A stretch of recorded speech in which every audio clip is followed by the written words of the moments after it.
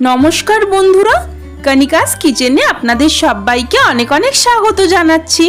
আজকে আমি বানাতে চলেছি বাঙালির জিভে জল আনা একটা পদ, এঁচোড় চিংড়ি, যা দেখলেই মন ভরে যায় আর খেলে তো কথাই নেই।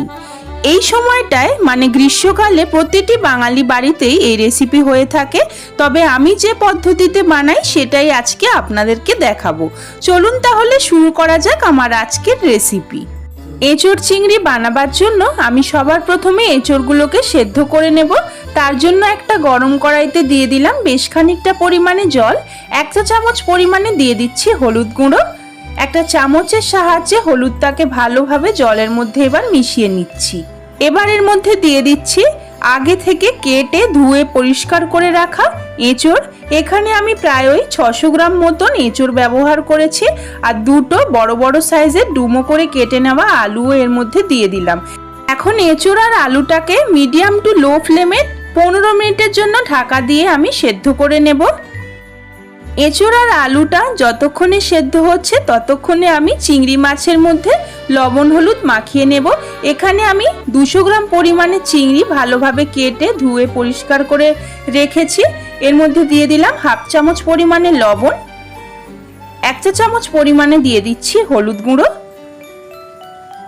এখন ভালোভাবে মাছের মধ্যে লবণ আর হলুদ মাখিয়ে নেব। চিংড়ি মাছের মধ্যে আমার লবণ হলুদ মাখিয়ে নেওয়া হয়ে গেছে। এদিকে আমাদের এঁচোড় এবং আলুও সেদ্ধ হয়ে গেছে। ঢাকনাটা খুলে ভালোভাবে একটু নেড়েচেড়ে নিচ্ছি আর একটু খুন্তির সাহায্যে চেক করে নিলাম। এঁচোড় খুব সুন্দরভাবে সেদ্ধ হয়েছে এবং আলুও খুব সুন্দরভাবে সেদ্ধ হয়ে গেছে।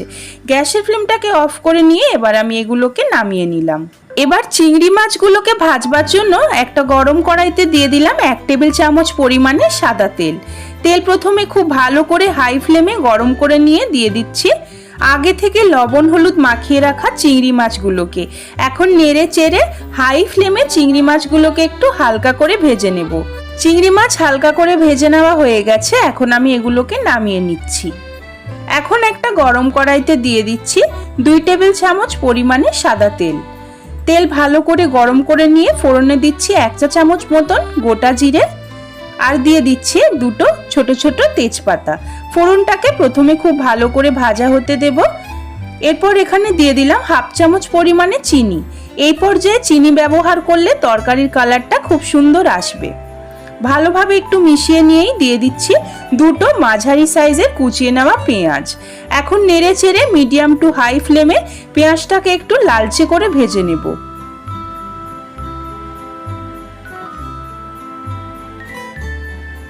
পেঁয়াজ আমার লালচে করে ভেজে নেওয়া হয়ে গেছে। এবার দিয়ে দিলাম একটা বড় সাইজের কুচিয়ে নেওয়া টমেটো।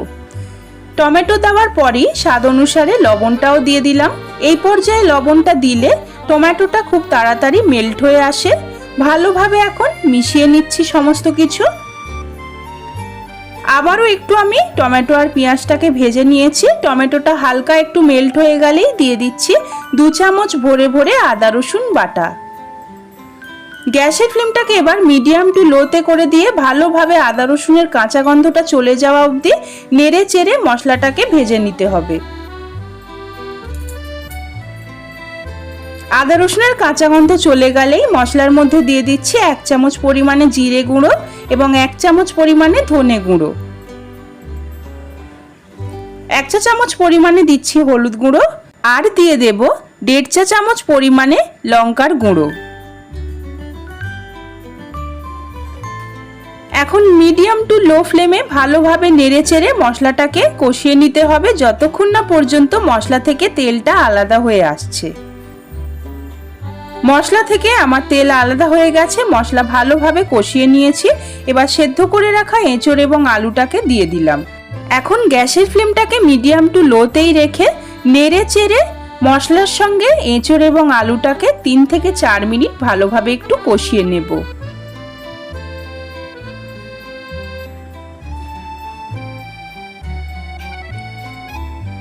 এখন এঁচোড় আর আলু ক্রমাগত আমি 3 থেকে 4 মিনিট কষিয়ে নিয়েছি। এবার দিয়ে দিচ্ছি পরিমাণ মতন জল। জল দিয়ে ভালোভাবে একটু নেড়েচেড়ে নিচ্ছি। খুব বেশি জল দেওয়ার কিন্তু এই রেসিপিতে কোনোই দরকার নেই। এই রেসিপি একটু মাখো মাখোই হয়, আমরা সকলেই সেটা জানি। এখন 5 থেকে 6 মিনিটের জন্য মিডিয়াম টু লো ফ্লেমে ঢাকা দিয়ে আমি এঁচড় এবং আলুটাকে রান্না করে নেব। প্রায় 6 মিনিট পর আমি ঢাকনাটা খুলে নিচ্ছি। ঢাকনাটা খোলার পরেই দিয়ে দিচ্ছি আগে থেকে ভেজে তুলে রাখা চিংড়ি মাছগুলোকে। চিংড়ি মাছটাকে দিয়ে ভালোভাবে সমস্ত কিছু একটু নেড়েচেড়ে মিশিয়ে নিচ্ছি। এখনো কিন্তু গ্যাসের ফ্লেমটা মিডিয়াম টু লোতেই রয়েছে। ভালোভাবে সমস্ত কিছু মিশিয়ে নেওয়া হয়ে গেলে আবারও আমি মিডিয়াম টু লো ফ্লেমেই 4 থেকে 5 মিনিট ঢাকা দিয়ে রান্না করে নেব। 5 মিনিট পর আমি ঢাকনাটা খুলে নিচ্ছি। ঢাকনা খুলে ভালোভাবে একটু নেড়েচেড়ে নিচ্ছি। এখন এঁচড় চিংড়ি প্রায় আমাদের তৈরি হয়েই এসেছে। গ্যাসের ফ্লেমটাকে এবারে আমি মিডিয়াম টু হাইতে করে দিয়েছি।